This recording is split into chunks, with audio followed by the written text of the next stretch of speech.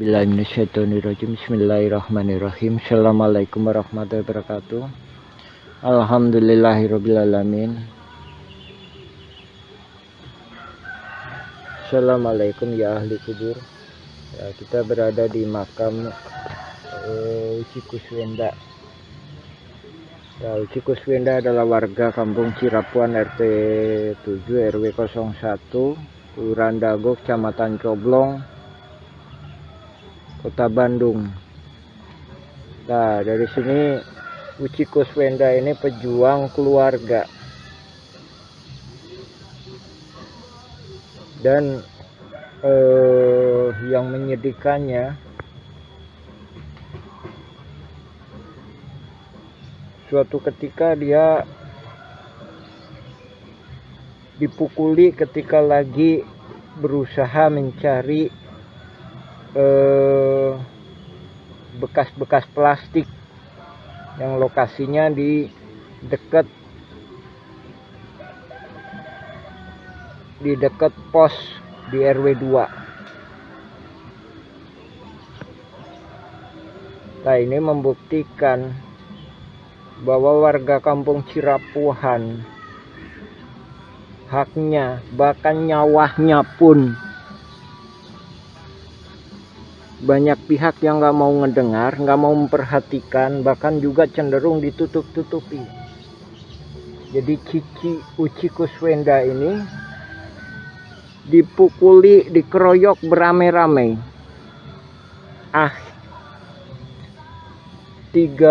Sekitar akhir bulan Mei tahun 2023.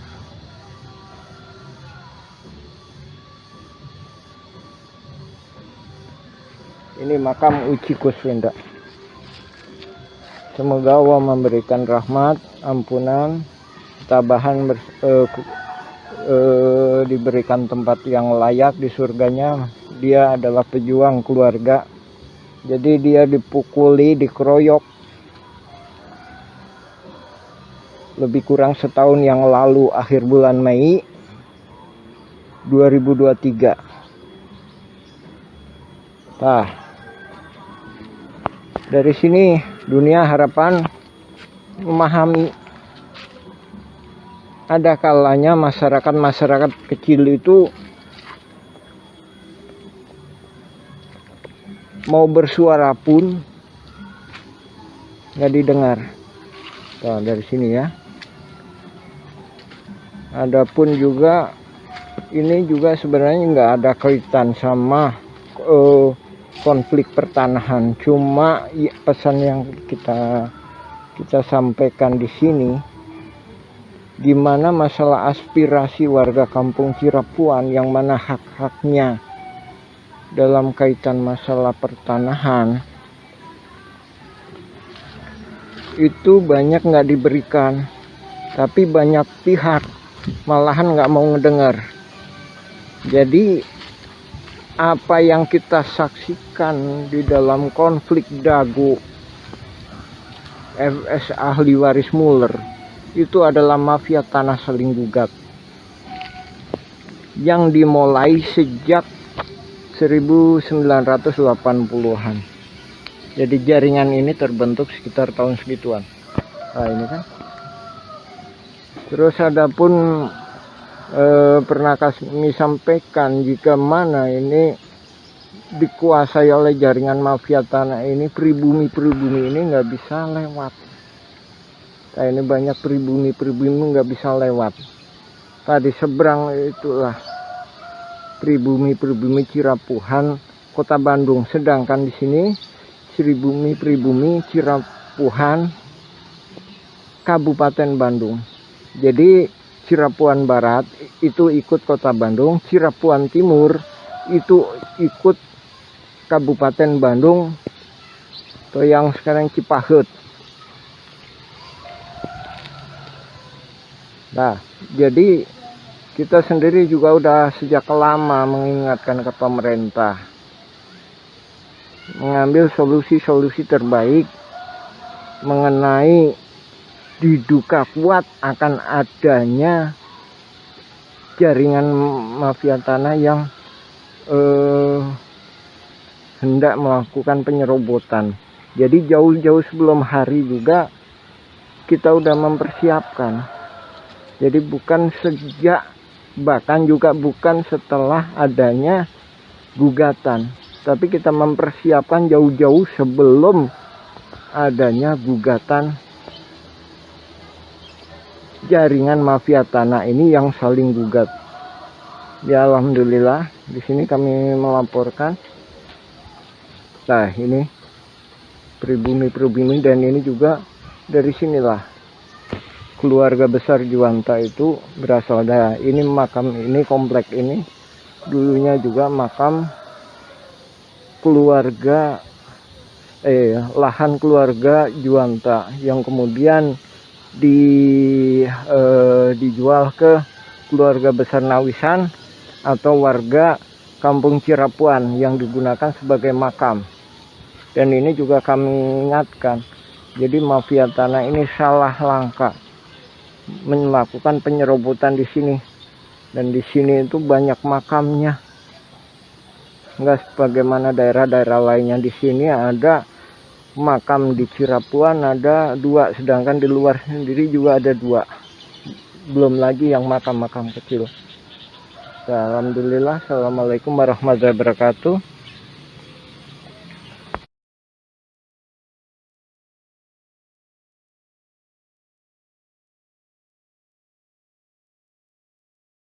A'udzubillahi minasyaitonirrajim. Bismillahirrahmanirrahim. Nama saya Muhammad B. Yaman, koordinator pertanahan Nawisan Kurma, Kampung Cirapuan, RT 7 RW 1, Kelurahan Dago, Kecamatan Coblong, Kota Bandung. Dalam kesempatan hari ini kita menjelaskan perihal surat BPN. Nah, ini kita perdalam lagi ya. Surat BPN tahun ini, tahun 1983. Nah, ini surat ini ditujukan kepada Gubernur Jawa Barat. Nah, ini memorialnya. Nah, ini yang kemudian memorialnya kepada Lurah Dago ya. Ini yang kemudian dimanfaatkan oleh oknum mafia tanah untuk saling gugat. Nah, makanya itu saya sampaikan mafia tanah ini bergerak mulai sekitar 1980-an. Nah, adapun surat ini latar belakangnya kita dikasih oleh Pak Agus. Nah, ini sebagai ketua RT dulunya di RW 02. Ya, Pak Agus ini. Nah, adapun ada penggarap sejak 1965 kita nggak tahu. Adapun yang kita ketahui itu sejak 1980-an. Nah, dari sini surat itu bisa jadi ibaratkan senjata. Jadi kalau dipegang orang yang baik bisa jadi baik itu senjata. Tapi kalau dipegang oleh para mafia tanah bisa juga disalahgunakan. Nah, dalam surat ini isinya perponding, ada 4 ini nomornya. Terus juga dijelaskan di surat ini bahwa verbonding ini juga udah pada diproses. Ya. Terus di sini juga dijelaskan ada total verbondingnya berapa. Ini kan ada 4 ya, ini nomornya. Terus di sini juga dijelaskan Nini Karim. Nah, ini Nini Karim, Yayasan EMA memohon dan disetujui oleh Pemkot Bandung. Ketika itu mah Bandung aja ya, bukan Pemkot, masih belum terpisahkan mungkin ya antara ini. Terus juga Pak Marhadi ini juga melakukan pemohonan di ini seluas 11.000 tapi ditolak. Nah, ini ya ditolak tanggal 5 Agustus 1980-an ditolak. Nah, dengan mengandalkan surat ini, mafia tanah itu berencana terus membuat suatu jaringan yang di kemudian hari, ya sekarang ini ya, terkenal dengan konflik Dagolos FS ahli waris Muller. Nah ini ya suratnya ya, ini nomornya ya, nomornya. Kita terus terang cuma mendapatkan satu lembar ini dari Bapak Agus yang dulu pernah menjabat sebagai ketua RT di RW 02. Nah ini ketika itu dia juga mengajukan hak egendom tahun segini. Nah ya kan. Nah dari sini kita perdalam satu persatu surat menyurat. Kita mengungkap kronologis sejarah riwayat mafia tanah ini. Mafia tanah ini saling gugat, yang kemudian hari muncullah nama ahli waris Muller. Nah, ini dari Simongan, dia membuat berita acara seolah-olah itu perlu dibuktikan. Dari Simongan tahun 1930-an dijual ke leluhurnya yang sekarang nuntut itu, ya kan? Terus ini belum ada di pemberitaan ya. Ini perlu juga diselidiki, kenapa kok nggak diberitakan. Bahkan BPN sendiri juga kita bertanya-tanya. Ini ada lagi Buraminten. Nah ini berkas negara, ini berkas negara putusan pengadilan negeri. Nah ini nomornya. Nah ini di halaman ini ya, mulai dari 80, sebelumnya 80, ini 81. Ini dijelaskan 82 ya kan, 83 ini dijelaskan di sini bahwa Buraminten itu juga punya hak egendom verponding, mengaku tuh ini kan tahun 1 Juni 2016. Ini sebelum Muller gugat dia udah mempersiapkan. Nah ini perlu dipertanyakan, Buraminten sebagai pihak yang sepihak dengan tergugat udah mempersiapkan diri tanggal ini. Nah ini perlu diperiksa ini. Nah ini sedangkan kalau pernyataan kami duga kuat ini memanfaatkan ini. Nah jadi memanfaatkan setelah egendom itu tidak dinyatakan tidak berlaku, kecuali ya memang masuk ke pengadilan. Tapi kenyataannya kan Buraminten sebagai pihak yang sepemahaman dengan Asep Makmun CS itu udah mempersiapkan lebih dulu. Nah inilah skenario mafia tanah. Nah ini lebih-lebih lagi ini. Dia menyatakan semua tergugat itu adalah penggarapnya. Nah, sementara itu penggugat itu egendomnya seolah-olah diduga kuat ya, diduga kuat itu juga manipulasi, seolah-olah dia leluhurnya itu udah membeli dari Simongan. Nah ini di dalam surat ini dinyatakan bahwa egendom itu egendom Simongan tadinya, yang memang juga sepakat egendom awalnya Simongan tahun 1930-an. Ahli waris Muller mengakui bahwa leluhurnya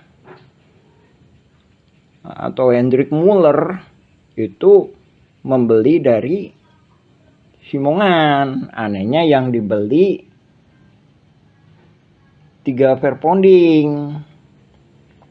Nah, sebagaimana pernyataan kami, sebenarnya verponding ini pun untuk wilayah sini nggak bisa.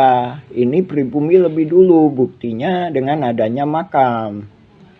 Nah, di sini adanya makam. Jadi sebelum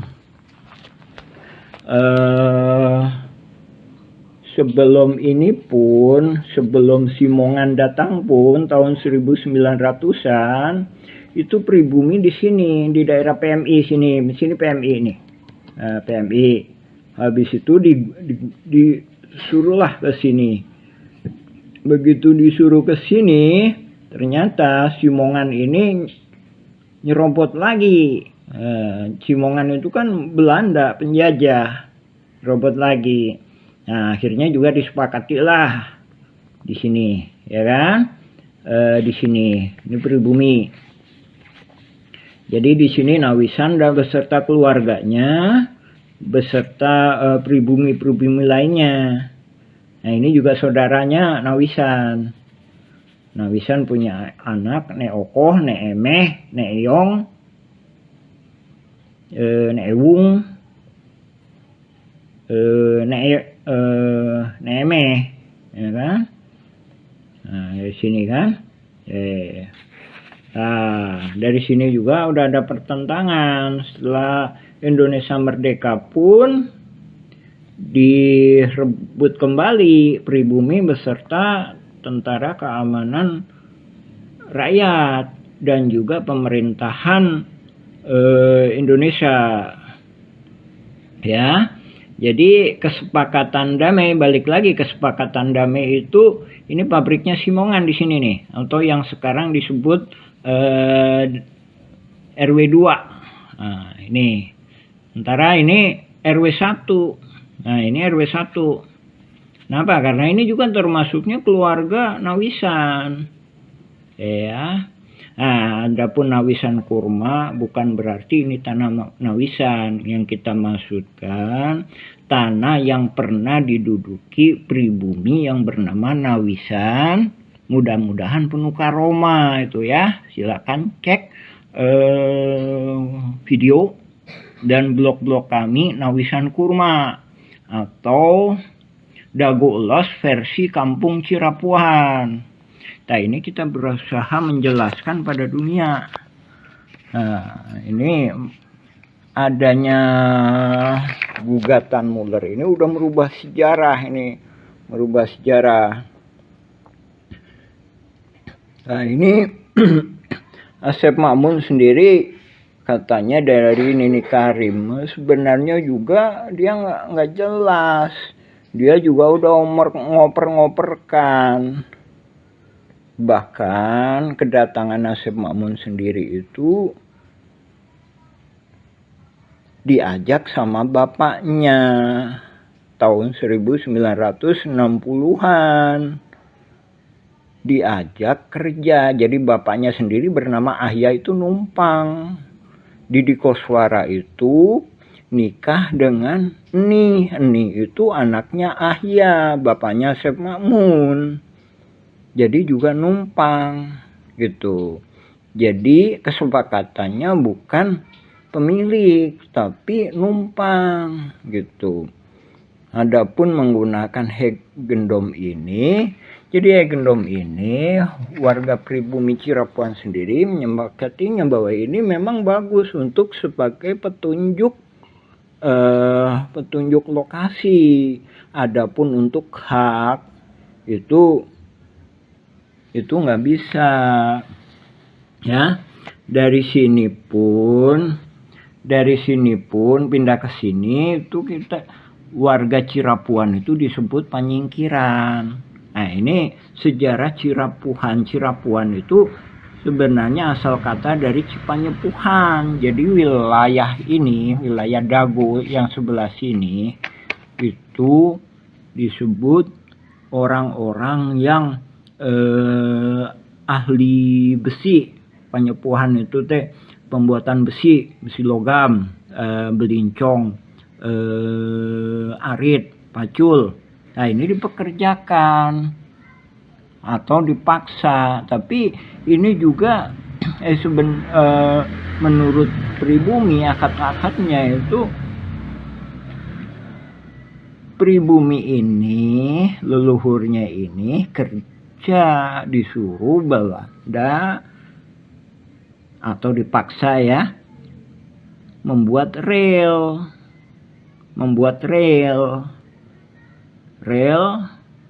dari Bandung ke Purwakarta, atau dari Bandung ke timur, atau dari Bandung ke selatan, Padalarang ke barat, dan sekitarnya. Selain itu, pribumi Cirapuhan ini berkebun. Nah, disinilah berkebun PMI ini. Kemudian digusur ke sini. Kemudian disepakati, nah ini Simongan, pabriknya Simongan di sini. Ini terminal. Nah, ini kantor pos. Nah, ini batasnya kantor pos. Pribumi di sini. Sementara Belanda ini di sini. Kemudian memang setelah pembangunan gua Belanda di sini, kurang lebih gua Belanda ya. Itu kan komplek militer ya, nggak boleh di pinggir jalan. Ya, jangan bayangkan ini jalan udah ada belum. Nah, tahun 1910-an ini masih istilahnya jalan rahasia lah, masalahnya ini komplek militer ya. Nah, jalanan ini lebih jelas itu tahun 1920-an ketika dibangun PLTA di sini. PLTA ini. Nah, ini Hotel The Match ya, patokannya Hotel The Match di sini ya. Ini PLTA di sini. Nah, ini gua Belanda ya, kurang lebih di sini. Ke sana ya, ke utara ya. Ini selatan, ini ke kota Bandung di sini. Ya. Ini lebih kurang Hotel Jayakarta, ini Hotel Sheraton misalkan sini ya. Nah, ini The Match sini. Nah, ini disebut penyingkiran. Nah, ketika berkebun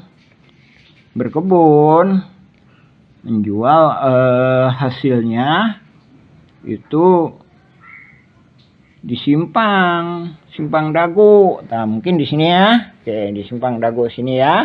Nampak Simpang Dago sini. Karena batas di sini, dari sisi sebelah sini Gasibu ya, sebelah sini ini misalkan ini ITB ya, ITB, kampus ITB. Tadi sini, ya, yang sekarang yang lebih kurangnya itu pasar Simpang itu, itu Nadagoan, Dago, menunggu di sini. Kenapa? Ini batasnya di sini Belanda, ini Belanda. Jadi pribumi cuma sampai sini. Balik lagi ke sini ya, tapi namanya penjajah juga udah diituin di sini, nggak mau, dia juga disuruh naik lagi ke atas lagi, akhirnya di sini kan Simongan mendirikan pabrik di sini. Nah, ini jangan bayangkan seperti saat ini masih ada jalan. Enggak, ketika itu 1900-an masih banyak binatang buas, bahkan ini juga masih banyak bambu-bambu dan pepohonan. Nah, Simongan mendirikan pabrik di sini.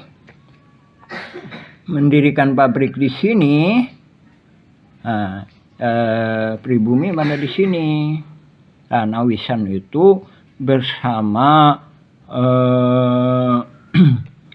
saudaranya dan atau temennya. Kemudian di sini, nah ini leluhurnya Bu Iyos itu, Bu Iyos misalkan. Nah ini Intar Juwanta itu di sini, Cirapuan Timur ini. Nah, ingat ya, Cipanyepuhan. Jadi Cipanyepuhan itu boleh dikata tempat pembuatan besi tempa. Bisa jadi orangnya ini. Jadi orang-orang inilah Bandung Utara ini disebut wilayah Cipanyepuhan. Bahkan juga dianggapnya petani juga bisa. Jadi ibaratkan kayak gini, bapak misalkan, bapak atau ibu misalkan butuh perbaikan rumah misalkan, biasanya orang situ. Nah, seperti itu tuh. Nah, seperti itu. Jadi seolah-olah orang Cipanyepuhan ini dianggapnya ya tenaga lah, tenaga yang berkaitan dengan konstruksi, berkaitan dengan perkebunan. Nah, seolah-olah itu tadi ibu bapak misalkan itu tadi butuh bantuannya, padahal perbaikan rumah ya. Minta tolong ke orang Cipanyepuhan, Cirapuhan lah gitu. Nah, jadi riwayat Cirapuhan sendiri itu lebih tua. Nah, ini membuktikan adanya gugatan Muller sama Dagolos itu bisa merubah sejarah. Nah, ini perlu kita sampaikan, ini harus kita bongkar. Lagi ya, kita fokuskan menjelaskan ini ya. Inilah yang dijadikan alat, yang kemudian dijadikan alat untuk manipulasi. Jadi pihak tergugat itu sama pegang agendum verponding juga. Pihak penggugat sama pegang agendum verponding, alas haknya. Dari sini warga terperangkap. Jadi yang tergugat itu juga terperangkap. Jadi nggak punya kesempatan untuk merdeka atau mendapatkan hak pertanahan. Dan juga warga yang tidak tergugat juga sama. Dalam hal ini juga pemerintah juga dirugikan. Nah, tergugat menang, pemerintah dan warga kampung Cirapuhan itu dirugikan sekitar lebih kurang 100 miliar hingga 1 triliun. Ya, ini kalau penggugat menang. Nah, ini kayak sepak bola gajah. Jadi oknum-oknum ini mengusahakan supaya penggugat menang. Alhamdulillah udah Isya ya, kita sambung lagi ke bagian berikutnya. Ini riwayat surat BPN ya. Ini ingat ya, ini suratnya. Alhamdulillah. Assalamualaikum warahmatullahi wabarakatuh. Ini bagian pertama, kita sambung lagi insya Allah ke bagian selanjutnya. Alhamdulillah. Assalamualaikum warahmatullahi wabarakatuh. Let me tell them the following. To do what is right is to respect the principles of non-interference in the domestic affairs of other countries. Janten bapak teh ngagales di Ramana nih. Di Ramana Asep Mamun. Mohon. Terus gitu terus gitu diuwihkeun deui ka ieu. Teu urang we garapan mah di dinya aya. Mohon. Teu diuwihkeun. Maksudna teh di Kilas galian dititipkeun gitu. Iya, dicuwe we dititipkeun nya ku diarurus ku di gitu. Mohon naik kemari teh di dieu ku ieu dijual ku Surjadi. Mohon. Eta oge masalah kasusna oge, luasna oge. Orang nggak punya alpat tuh nggak mati, nggak punya tanah ribuan hektar tuh nggak mati. Tapi kalau nggak makan sesuap nasi, mati. Penting mana? Penting makan. Tapi gara-gara kamu tamak untuk syukur nunggu punya alpat untuk syukur. Bismillahirrahmanirrahim. Assalamualaikum warahmatullahi wabarakatuh. Alhamdulillah kita melaporkan pertemuan kemarin dengan Lurah Dago dan perwakilan dari LBH warga Dagolos perihal laporan penipuan Muller. Terkait hal itu kami secara tegas menyatakan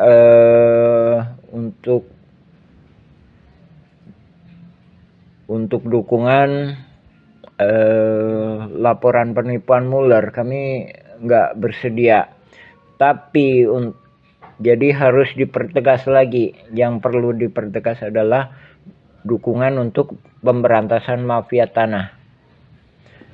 Nah, Adapun bila mana cuma sekedar nyerang Mueller, ini salah satu pertimbangan. Ini dokumen negara nih yang dikeluarkan oleh Mahkamah Agung Republik Indonesia di halaman 40. Di sini disebutkan ada yang namanya Bu Raminten. Ya, halaman 40-41. Ini disebutkan bahwa berdasarkan data kepemilikan dimiliki oleh Bu Raminten. Ini sama agendumnya ya. Agendum 3740, 3741, 3742. Ini sebelumnya dimiliki oleh ini, Jos Willem Slot. Kemudian dari situ ke notaris ya. Nah, habis itu ini tadi aset ini 3740, 3741 ini dihibahkan, telah menghibahkan aset ini tuh kan, hibahkan kepada Ibu Raminten. Nah, Ibu Raminten memberikan kuasa kepada Haji Samsul Marparepa. Kemudian Ibu Raminten ini bekerja sama, saling menghormati dengan para ini tergugat, yaitu Asep Makmun.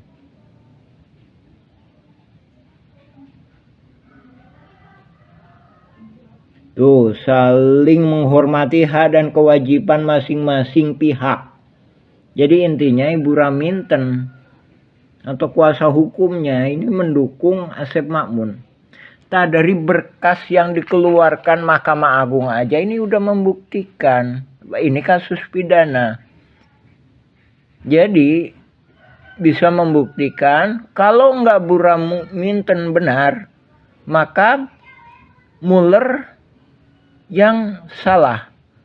Sebaliknya, kalau Mueller benar, Bu Raminten salah, yang wajib dihukum. Nah, tapi bisa-bisa dua-duanya salah, ya kan? Pertanyaannya, kalau misalkan warga Dago Elos yang diwakili oleh Asep Makmun menang nih, Bu Raminten dapat apa? Ya kan? Sedangkan tanah di sini udah gak habis. Jadi ada tanah warga dan ada tanah fasilitas umum. Pertanyaannya, Bu Raminten dapat apa? Gitu kan? Makanya kita ngedukung kalau cuma sekedar hanya menuding Mueller sebagai mafia tanah atau melakukan penipuan. Karena begitu Mueller lepas, Bu Raminten dan pihak lainnya lagi, misalkan ini Deddy Muhammad Saad, ini siapa ini? Ini Iwan Surjadi yang telah memberikan hadiah kepada ini. Nih. Sedangkan Deddy Muhammad Saad menurut petugas PBB, dia yang mengambil alih PBB seluas 15.000, otomatis kan dapat bagian. Dari situ warga kembali lagi dicaplok lagi. Jadi kalau nggak diterkam sama Mueller, akan diterkam sama Bu Raminten CS, Iwan Surjadi CS, Deddy Muhammad Saad CS, yang notabene Asep Makmun CS, ya. Jadi sekali lagi kita mohon dukungan ke pemerintah supaya untuk segera membereskan mafia-mafia tanah di Dago, khususnya ini di Cirapuan. Jadi Cirapuan itu tempatnya latihan mafia-mafia tanah. Ini mulainya dari sini, Pak. Ini juga kita mohon bantuan kepada TNI dan Kejaksaan untuk segera membereskan masalah mafia-mafia tanah di Cirebon. Terus terima kasih, silakan cek keterangan-keterangan kami lainnya di ketik aja Nawisan Kurma. Demikian, assalamualaikum warahmatullahi wabarakatuh. Alhamdulillah. Dramatisasi sidang sengketa tanah Dago. Siapapun yang menang, warga tetap jadi korban. Assalamualaikum warahmatullahi wabarakatuh. Halo, saat ini saya sedang berada di wilayah Dago. Masih ingat dengan konflik sengketa tanah Dago Elos? Ternyata, konflik sengketa tanah Dago Elos merupakan dramatisasi yang sengaja dilakukan oleh beberapa oknum warga yang ternyata sejak awal sengaja dibuat sebuah skenario untuk saling menggugat. Konspirasi ini dilakukan untuk membodoh-bodohi warga. Dan pada akhirnya, warga masyarakatlah yang dirugikan. Berikut ini merupakan sepak terjang dari oknum warga yang merupakan mafia tanah. Diceritakan oleh seorang tokoh masyarakat, yaitu Muhammad di Yaman. Buka channel ini untuk melihat video lengkapnya. Let me tell them the following. To do what is right is to respect the principles of non-interference in the domestic affairs of other countries. Dramatisasi sidang sengketa tanah Dago. Siapapun yang menang, warga tetap jadi korban.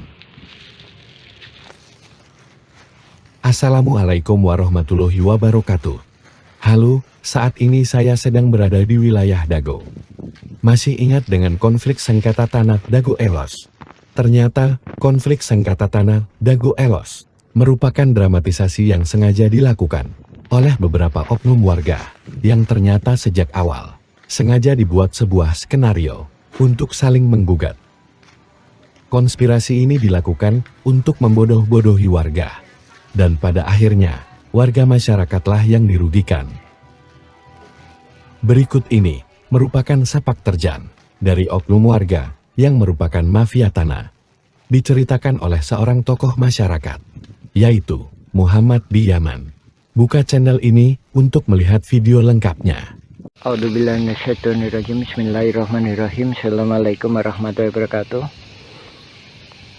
Kita mengulas mengenai pernyataan kami yang mana kami menyatakan bahwa konflik Dago Elos adalah mafia tanah saling gugat.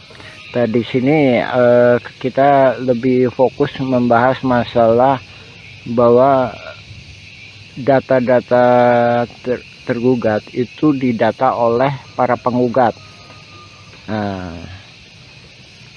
Yang mana kita sendiri juga menyaksikan sekitar tahun 2008 hingga 2014 atau 2015 sering kita menyaksikan Asep Makmun CS itu aktif. Nah, dari sini juga kelihatan bahwa nama-nama pergugat utamanya 1 sampai dengan 4 ini adalah rekanan-rekanan yang udah biasa main pertanahan yang nggak jelas dengan kerjasama dengan pihak luar. Kita mengomentari pendapat ini itunya asal-asalan. Ya, bisa jadi memang asal-asalan, tapi ada yang nggak bisa dilakukan kecuali oleh hanya ketua RT atau ketua RW yang tinggal di daerah tersebut. Dalam hal ini Asep Makmun adalah ketua RW, sedangkan di RW 1 Apus Sukendar itu diangkat sama lurah. Oke, kita lebih fokus ya masalah tergugat nomor 69 Udin S. Ini Udin S ya, Dago Elos ya. Terus tergugat nomor 99 Udin Sudinta, Dago Elos ya. Terus selanjutnya ini tergugat nomor 232 dan 233 233 yang mana disebutkan atas nama Cepi. Cepi ini anaknya Udin Sudenta. Nah, ini disebutkan alamatnya 215A sama 215 ya, cuma dikasih tambah A. Nah, ini menunjukkan bahwa yang ngedata ini pihak tergugat, bukan penggugat. Nah, ini menunjukkan suatu kerjasamanya. Oke, kita jelaskan ya. Adapun Udin Sudenta itu yang dimaksudkan dulu yang namanya Udin S ya, penggugat 69 ini ya. Dulu yang bersangkutan itu memang tinggal di RW 2 ya. Terus penggugat nomor 99 itu Udin Sudenta. Dia punya juga bidak di sebelah terminal yang sekarang dipakai tambal ban. Nah, itu ya kan. Nah, terus kenapa kok bisa itu Cepi, ada nama Cepi, padahal ini dia sendiri juga ini udah koordinasi antara penggugat sama tergugat. Nah, itu tadi ya, Cepi 200, tergugat 232 sama Cepi 233 ya. Nah, itu kita tunjukkan. Nah, ini nih. Nah, rumah ini rumah Udin Sudenta. Dari mana dia tahu bahwa ini punya Cepi? Padahal Udin Sudenta punya lebih dari satu anak. Nah, dari sini menunjukkan pihak tergugat, dalam hal ini pendata Asep Mamun CS, ngambil gampangnya, oh anaknya Udin Sudenta itu Cepi. Nah, terus yang satunya lagi, kenapa diambil Cepi tergugat sebagai 233 beralamat 215 dan 215A. Ini salah satunya memang yang sebelah utara itu emang dijual yang namanya Pak Dirman. Sementara Pak Dirman itu mau jadi warga RT 07 RW 1. Ini kami duga dia khawatir kalau Pak Dirman ini dibantu oleh warga RW 01, dalam hal ini warga RW 01 yang nggak masuk dalam jaringan mafia tanah. Nah, adapun ini kita sendiri juga mohon ke pemerintah, dalam hal ini ke Lurah Dago, supaya batasnya diperjelas. Nah, ini batasnya diacak-acak. Tahun 99 itu batasnya di sini nih. Nah, ini kita sepakati. Jadi Demak itu masuknya ke RW 1. Kantor pos itu batas akhir RW 2. Jadi sebelah utaranya atau yang dikuasai oleh Dago Inti Geraha sekarang. Jadi asal muasalnya kan dari pribumi diserobot oleh Asep Mamun, dari Asep Mamun ke Pak Budi. Pak Budi dijual ke PT Dago Inti Geraha, dia peralihkan lah garapannya ya. Itu masuk RW 01. Nah, oke, diperjelas lagi ya. Jadi balik ke poin awal. Jadi ini tadi masalah Cepi atau keluarga Pak Udin itu menunjukkan bahwa detail seperti itu hanya bisa dilakukan oleh orang-orang dalam hal ini tergugat itu sebagai ketua RW, otomatis bisa dia melakukan pendataan, apalagi dia punya data di keadministrasian, apalagi juga Apus Sukendar sebagai ketua RW 1 ikut serta terlibat di dalam jaringan mafia tanah ini, yang mana Pak Apus sendiri bukan calon ketua RW tapi diangkat sama Lurah Dago sebagai ketua RW ketika masa pendataan. Oke ya, itu ya. Lagi ya, itu ya salah satu, ini cuma salah satu uraian kami mengenai itu tadi ya, mengenai dugaan kuat bahwa yang melakukan pendataan adalah pihak tergugat. Tak sehubungan dengan yang itu juga, kami sendiri sebagai pengalaman, kami Muhammad B. Yaman, pengalaman sebagai ketua RT selama 2 periode. Jadi seandainya kami disuruh ngedata para tergugat seperti ini, juga kemungkinan kami nggak sanggup. Masalahnya bukan warga kami. Dalam artian para tergugat mesti sadar didata ini, didata untuk apa? Tak sementara dalam kasus konflik Dago Elos FS ahli waris Muller itu para tergugat itu nggak paham. Nah di sini korelasinya ya Pak ya, Ibu, Bapak, alhamdulillah. Silakan cek informasi dari kami, baca blog kami Nawisan Kurma atau YouTube Nawisan Kurma, silakan mengenai keterangan kami lainnya. Ya demikian, assalamualaikum warahmatullahi wabarakatuh. A'udzubillahi minasyaitonirrajim. Bismillahirrahmanirrahim. Alhamdulillahilladzi khalaqas samawati wal ard. Asyhadu an la ilaha illallah wa asyhadu anna Muhammadan abduhu wa rasuluhu. Allahumma shalli ala Muhammad wa ala Muhammad kama shallaita ala Ibrahim wa ala Ibrahim. Barik ala Muhammad wa ala Muhammad kama barakta ala Ibrahim wa ala Ibrahim fil alamin innaka Hamidum Majid. Alhamdulillahirabbil alamin. Tanggal 7 Mei kemarin perwakilan dari Presiden Republik Indonesia Bapak Jokowi alhamdulillah sangat cerdas sekali melakukan kebijakan solusi menangani mafia saling gugat di konflik Dago Elos FS ahli waris Muller.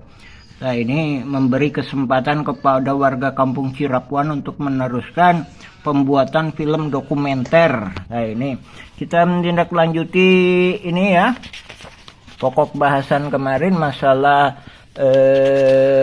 bahwa pihak tergugatlah yang melakukan pendataan calon-calon tergugat. Dan dari sini juga membuktikan bahwa ini sering berkolusi ya.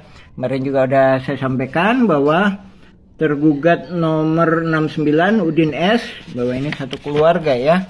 Tergugat nomor 69, habis itu nomor 99 Udin Sudenta ya, ini sama aja ini ya, satu keluarga ini ya. Nah, ini cuma orang pribumi, orang yang maksudnya orang yang di situ yang bisa menjelaskan. Nah ini ya, yang membuktikan bahwa pihak tergugat lah yang melakukan pendataan. 69, 99. Selanjutnya ini, nah ini anaknya Udin S atau Udin Sudenta nomor 232 atas nama Cepi 233. Nah ini yang dijual ke Pak Dirman tapi tetap di atas namakan Cepi. Nah, ya kan? 1, 2, 3, 4, udah 4 ya. 4.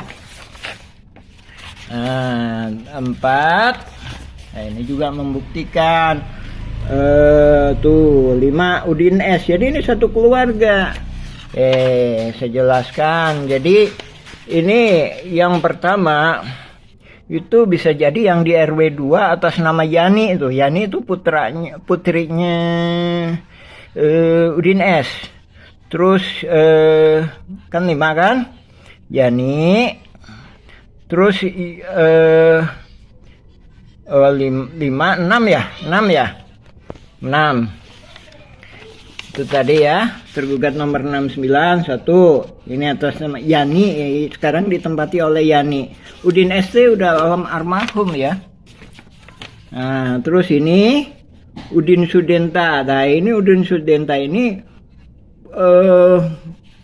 punya tempat juga di sebenarnya RT 07 RW 1 ya. Nah, ini jadi ada dua. Oke ya, 2 kan. Terus kemudian atas nama Cepi. Cepi itu anaknya Udin ya. Cepi itu anaknya Udin Sudenta. yang nomor 2 ini 232 sama 233. Nah, ini yang di RT 7 itu ada 2 ini. Kenapa ini ada di atas namakan Cepi, masih ada anaknya putra, masih terkait dengan putranya Udin S atau Udin Sudenta, karena ini dijual ke Pak Dirman. Ini sebenarnya lokasinya di RT 07 RW 1 ya, RW 1. Alhamdulillah ini saya menyambut baik. Jadi Bapak Presiden Pak Jokowi melalui stafnya sangat cerdas dengan tidak mau melibatkan warga Kampung Cirapuan. Masalahnya yang membuat masalah kan mafia saling gugat ya mereka, yang menyelesaikan ya memang harusnya mereka. Itu kalau kita ditanya Mueller penipuannya di mana, kita nggak bisa menunjukkan, kecuali menunjukkan lewat oknum-oknum, kaitannya dengan oknum-oknum. Itu tadi kan lagi ya, 69 tergugat 69 99 232 233 kan, habis itu 301. Nah, ini kami berjelaskan. 1 ditempati Yani putranya Udin Sudenta. Terus kedua di RT 7 itu ada 2. Yang satunya dipakai si Cepi, anaknya Udin S. Yang kedua dijual ke Pak Dirman, dioper aligalapkan ke Pak Dirman, tapi tetap atas nama Cepi. Terus ada lagi di terminal Dago. Itu ada 2, 1 buat warung kopi, kedua bikin tambal ban. Nah, itu membuktikan ya bahwa ini nggak akan mungkin kalau yang melakukannya pihak penggugat yang notabene nggak paham betul area sekitar sini ya. Ya, alhamdulillah kita menghormati kebijakan Bapak Presiden. Kita juga udah nulis nih, Bapak Panglima Perang Tertinggi Republik Indonesia, nih nomor suratnya. Ini total berkasnya beratnya lebih kurang 2,7 kilo. Adapun yang kita kirim surat ke DPR Pusat beratnya 3 kilo.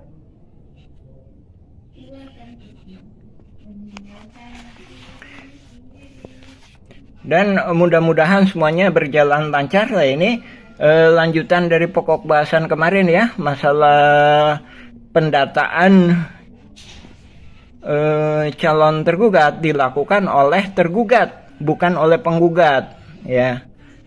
Jadi dari sini korelasinya bahwa menunjukkan bahwanya ini adanya saling berkolusi antara pihak tergugat maupun penggugat. Nah, kita tunggu kelanjutannya, mudah-mudahan mendapatkan suatu jalan keluar yang terbaik, utamanya buat warga-warga yang memang benar-benar memiliki hak di area pertanahan yang disebut ex-egendom, yang riwayat sebelumnya pernah diduduki oleh pribumi yang bernama Nawisan. Ya, mungkin untuk bagian ini masalah tergugat, pendataan tergugat, kami cukupkan.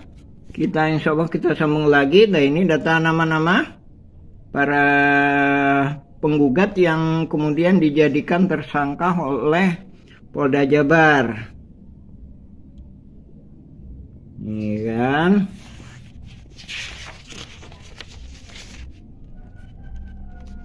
Ini berkas pengadilan negeri.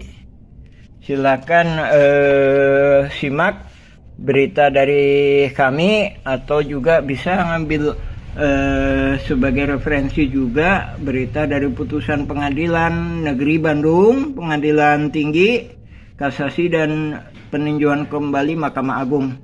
Alhamdulillahirabbil alamin. Assalamualaikum warahmatullahi wabarakatuh.